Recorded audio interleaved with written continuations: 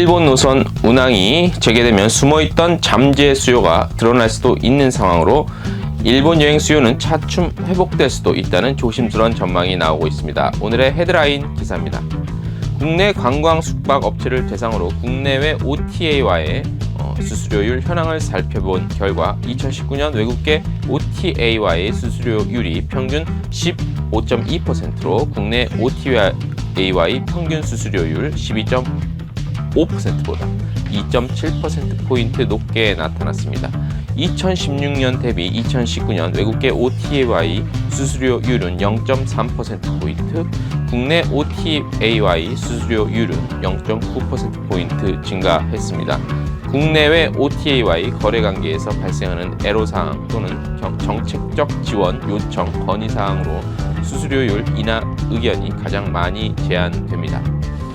노르웨이 트래블 워크숍 참가사를 모집합니다. 3월 29일부터 4월 2일까지 노르웨이 트론헤임에서 개최됩니다. 2020년 축제의 도시죠. 홍콩의 설 축제가 시작이 됩니다.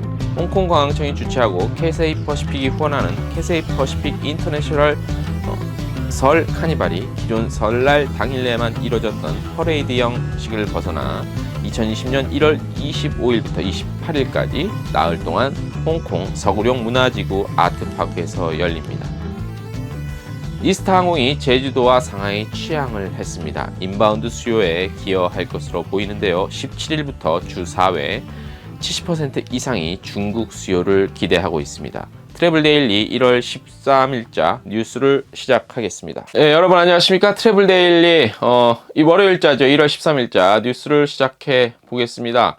저희가 좀 기존에 핑크색으로 배경을 했던 거에서 좀 칙칙하다는 의견들이 좀 있어서 저희가 좀 새롭게 환하게 좀 바꿔봤습니다. 상반기에는 이런 형식으로 좀 가지 않을까 생각이 들고요. 이번 주부터는 요일별 특별 컨텐츠를 선보일 예정인데요. 월요일에는 지난 한 주 가장 많은 관심을 보였던 기사 탑3 또는 탑5를 선정하는 건 아니죠. 기존에 가장 많은 조회수를 보였으니까요.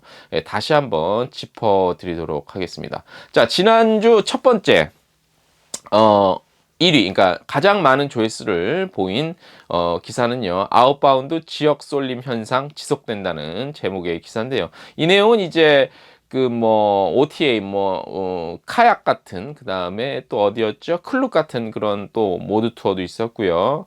그런 데서 자료조사 분석한 것들을 저희가 바탕으로 했는데요. 아무래도 아웃바운드가 이제 일본, 홍콩 수요가 조금 저조해지면서 베트남을 중심으로 한 동남아의 쏠림 현상이 지속되고 있다는 그런 내용이었는데요. 되짚어보면 앞으로 일본 사태가 어떻게 풀려 나가느냐, 또 홍콩 사태는 이제 좀 시간이 해결해 줄 것 같은데 홍콩 사태도 어느 정도 진정이 되냐에 따라서 동남아 집중 현상, 그리고 계절적인 요인도 있겠죠. 계절이 조금 따뜻해지기 시작하면, 겨울이 지나가기 시작하면 동남아 쏠림 현상은 조금 빠지지 않을까 싶어서 좀 일시적인 현상으로 봐야 되는 게 좀 맞을 것 같다는 생각이 들고요. 자, 두 번째, 지난주 가장 많은 조회수를 보인 두 번째 뉴스는 타이거 에어 타이완의 인천 취항으로 네트워크가 강화된다는 소식이었죠. 1월 3일자 기준으로 해서 타이거 에어 타이완이 기존에 지방 쪽에서 운항하던 거에서 확대해서 인천 출발하는 것들이 취항을 했었죠. 기존에 타이거 에어 타이완은 타이완 기점에서 동남아 또 인근 여러 나라를 취항을 했는데 이번에 인천 노선까지 확대가 되면서 한국 손님은 물론이고 대만 현지, 그러니까 한국 입장에서 보면 인바운드 수요도 더욱더 확대될 것으로 보인다는 그런 내용의 기사였습니다. 최근에 이런 조회수가 많은 기사들을 보면 물론 저희가 가장 메인 뉴스에 놓기 때문에 조회수를 많이 보이기도 하지만 아무래도 관심이 이런 쪽에 이제 많이 가서 그런 것들이 아닌가라고 예상이 되고요. 자, 탑3 중에서 세 번째 뉴스는요. 정보통신법 위반을 했다고 판결을 받았죠. 아직 확정 판결이 아니기 때문에 하나투어가 항소를 하겠다는 의지를 밝혔었죠. 개인정보가 유출이 됐었죠. 몇 년 전에. 근데 이게 이제 하나투어 본사의 정직원이 아닌 외부 직원의 실수로 이렇게 하나투어 측은 판단을 했죠. 그래서 1차 판결, 법원의 1차 판결에 대해서 부당하다 이렇게 밝히고 항소를 이어가겠다고 밝혔습니다. 앞으로 어떻게 될지, 그리고 개인정보가 굉장히 중요한 시대가 됐죠. 그래서 뭐 한국여행업협회에서는 우리 회원사 대상으로 개인정보보호법 같은 것들에 대해서 저촉이 안 되도록 다양한 프로그램을 진행하고 있죠. 그래서 이런 것들 많이 활용하시면 큰 피해, 특히 하나투어 같은 경우는 그래도 규모가 있고 그래서 이 정도 판결에도 뭐 좀 대응을 할 수 있지만 우리 또 작은 중소여행 업체들에서는 상당히 또 곤란한 상황에 있을 수 있으니까 항상 주의를 기울여야 될 것 같습니다. 트래블데일리 지난주 탑3 조회수가 가장 많이 보인, 그리고 여러분들이 가장 많은 관심을 보였던 기사를 소개를 해 드렸습니다. 자, 오늘 첫 소식 그리고 심화 뉴스 이렇게 좀 한번 진행을 해볼게요. 자, 일부 일본 노선 운항이 재개가 됐죠. 그리고 재개가 됩니다. 그 일본 여행 불매 운동이 시작되는 시점에서 우리나라 국적 항공사들이 노선을 많이 뺐죠. 그래서 우려가 많았었죠. 그래서 과연 그러면 수요가 없기 때문에 미리 선점해서 미리 그 예상해서 노선을 뺐는데, 그리고 이제 동남아 쪽으로 많이 옮겨갔는데 이것들이 하나 두 개씩 지금 이제 뭐 복구가 돼 가는 과정이라고 볼 수 있어요. 아직까지 전체적인 일본 아웃바운드 수요가 확실한 부활 조짐을 보이고 있지는 않지만 일부 노선 재개에 따른 뭐 내용들 변화가 어떻게 되거나 좀 살펴보는 것도 향후 특히 올해 2020년 여행시장, 아웃바운드 여행시장이 어떻게 돌아갈 것인가에 대한 예측이 좀 가능하겠죠. 자, 수요 증가에 따른 재개가 아닌 당초 예정돼 있던 운유기간 종료에 맞춰 재개됐죠. 그래서 일부 일본 노선 부활에 어떤 영향을 미칠지 주목이 됩니다.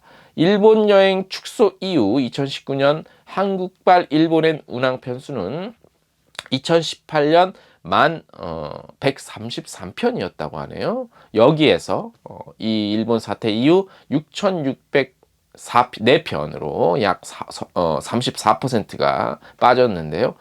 일본행 여행 수요 역시 2018년 750만여 명이었죠. 하지만 2019년 11월 기준 저희가 얼마 전에 발표해드린 내용 보면 500만여 명 정도 집계가 됐어요. 물론 상위권입니다. 최상위권이긴 한데 그래도 예년에 비하면 많이 빠진 숫자니까요.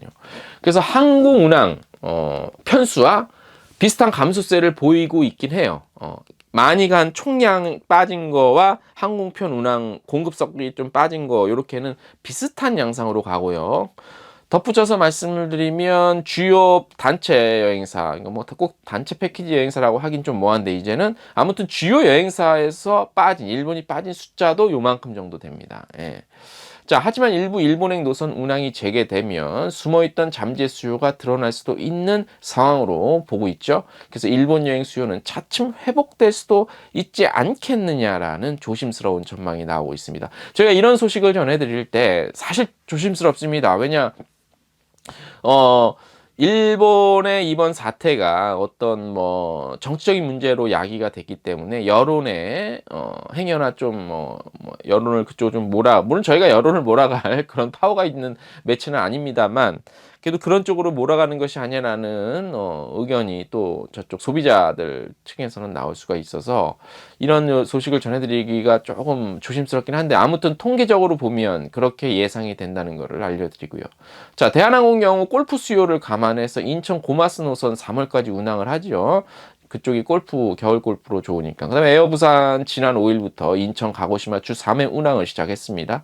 그리고 오는 23일에는 부산 가고시마 노선 역시 주 2회 일정으로 운항에 들어갈 예정이죠. 그리고 부산 삿포로 노선 역시 지난 12월부터 운항을 재개한 바 있습니다.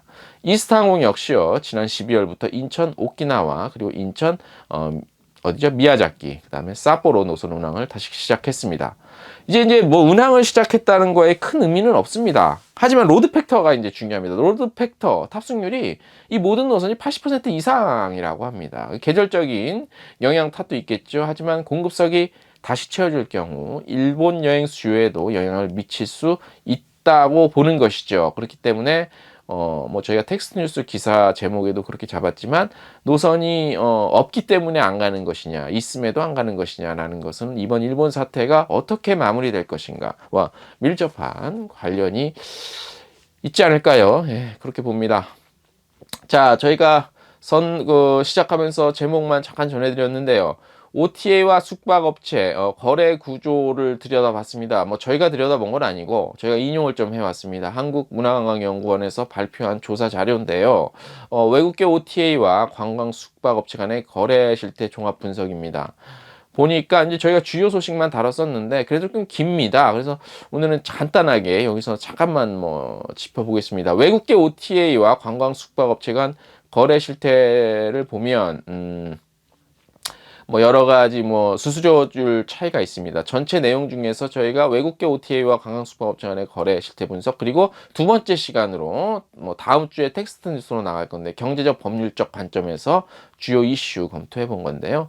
뭐 여러 가지 얘기가 있습니다만 너무 길어서 예, 제가 제목에서 말씀드린 것처럼 그 수수료율에 상당한 좀 차등이 있지 않냐, 예, 이렇게 내용들 저희 텍스트 뉴스도 좀 길어요. 그래서 여기서 저희가 다 말씀드리기는 뭐 말씀으로만 드리면, 소리로만 들으면 좀 이해하기 어려운, 좀 상당히 좀 고난도의 그런 내용입니다. 그래서 좀 천천히 한번 들여다 보시면 좀 굉장히 도움이 될 것 같다는 생각이 듭니다. 저희가 이런 좋은 자료는 뭐 저희가 출처를 밝히고 항상 인용을 해드리죠. 그래서 유용하게 한번 보셨으면 좋겠고요. 오늘 1월 13일자 마무리를 하겠는데 저희가 좀 중요한 공지사항을 하나 전해드리겠습니다. 현재 저희가 트래블데일리라는 유튜브 계정 컨텐츠 채널 이름이죠. 예, 그래서 동영상 뉴스를 매일 이런 식으로 보내드리고 있죠. 그런데 이게 현재 이제 구독자는 사실 뭐 두 자릿수입니다. 23명밖에 안 돼요. 뭐 보셔서 아시겠지만 조회수도 많이 현재는 나오지 않고 있습니다.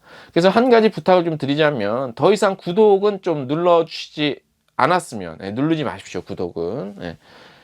간단히 저희가 이제 계획을 좀 말씀을 드릴게요. 현재 저희가 운영 중인 유튜브 채널이 두 개입니다. 하나는 B2B는 이제 트래블 데일리 이런 식으로 뉴스가 나가고요. 하나는 제가 오래전부터 운영을 해왔던 B2C 대상 채널입니다. 여행 중개소라는 그런 라이브 채널을 운영 중인데, 저희가 이 여행 중개소, 그러니까 B2B 채널은 이제 곧 구독자가 이제 1000명을 달성할 것으로 보여요. 곧 이제 800명 정도 좀 안 되는데, 제 생각으로는 한 3월에서 4월 정도, 봄 정도 되면 구독자 1000명이 되지 않을까 싶어서, 아시다시피 유튜브 채널 같은 경우는 구독자 1000명이 되면 실시간 라이브 방송을 할 수 있는 그 자격이 생깁니다. 그래서 저희가 이날을 위해서 저희가 예전부터 준비를 해왔던 건데, 이렇게 되면 저희는 현재 보내드린 이 동영상 뉴스를 일방적으로 녹화하지 않고 실시간으로 매일 밤 뭐 10시에서 아니면 또 11시부터 하는가, 아무튼 뭐 시간은 적절한 시간대를 봐서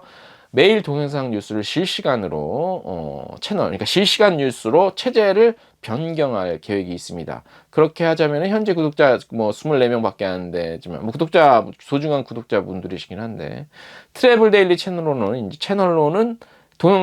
실시간 방송이 불가능하죠. 그래서 여행 중개소라는 채널을 통해서만 가능하기 때문에 더 이상 뭐 계속 1000명, 현재 23명을 1000명 채우기는 너무 불가능하기 때문에 기존에 저희가 말씀을 드린 것과 같이 B2B 채널 이름인 여행 중개소 채널로 옮겨가서 그렇게 할 예정입니다. 그래서 트래블데일리의 그 채널 구독은 의미가 없을 것 같고요. 여행중개소 채널을 통해서만 매일 동영상 뉴스를 하려면은 채널 통합이 좀 필요합니다.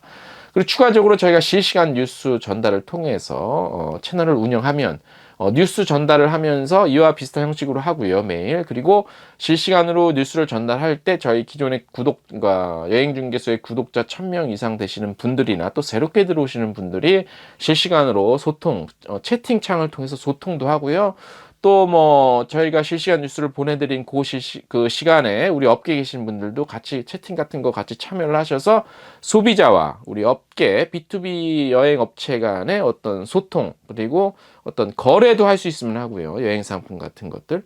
그래서 서로 소개하고 만나서 소통하는 그런 채널, 하나의 소통의 장이 되는 저희 트래블 데일리 산하에 있는 여행 중개소 채널로 그렇게 운영이 되도록 좀 그런 현재까지는 그런 계획에 있습니다. 그래서 간추려 말씀 다시 드리면 저희 트래블 데일리가 2개의 여행 유튜브 채널 운영 중인데, B2B는 현재 하고 있는 트래블 데일리, B2C는 오래전부터 진행했던 여행 중개소입니다. 그래서 여행 중개소 채널이 곧 구독자가 1000명이 되니, 여행 중개소 채널을 통해서 유튜브 실시간 매일매일 동영상 뉴스를 전달해 드리는 겁니다. 그래서 그 유튜브 채널 거기 통해서 저희가 우리 소비자와 그리고 우리 업체 간의 어떤 소통의 플랫폼, 하나의 플랫폼. 왜냐하면 유튜브를 가장 많이 보잖아요, 전 세계적으로. 그래서 저희가 가장 많이 보는 채널을 플랫폼을 삼아서 저희 뉴스도 매일 전해드리고, 그 다음에 저희가 일주일에 몇 번씩 주기적으로 올려드리는 다양한 여행 관련 컨텐츠들을 언제 어디서나 누구나 우리 B2B와 B2C의 구분을 굳이 두지 않고 통합해서 하나의 만남의 장, 놀이의 장, 그리고 여행 정보의 거래, 상품의 거래의 장, 이렇게 만들어 보겠다는 원대한 계획과 꿈이 있습니다. 간단한 공지사항이었고요. 이런 식으로 계획을 잡고 있으니까 많은 관심 부탁드리며 오늘 순서 여기까지 해서 마치도록 하겠습니다.